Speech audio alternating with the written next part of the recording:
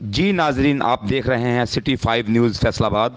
थाना सदर के इलाका में डकैती की वारदात। डाकू 1.5 लाख रुपए और कीमती मोबाइल लूट कर फरार। तफसीलात के मुताबिक थाना सदर फैसलाबाद के इलाका 76 गाहबे में अजबा स्वीट्स में 4 डाकू दाखिल हुए। दुकानदार को यरगमाल बनाकर 1.5 लाख और कीमती मोबाइल लेकर फरार हो गए। इतला पर पुलिस मौका पर पहुंच गई और डाकुओं की तलाश शुरू कर दी। मजीद खबरों इश्तहारात के लिए देखते रहें सिटी 5 न्यूज़ HD।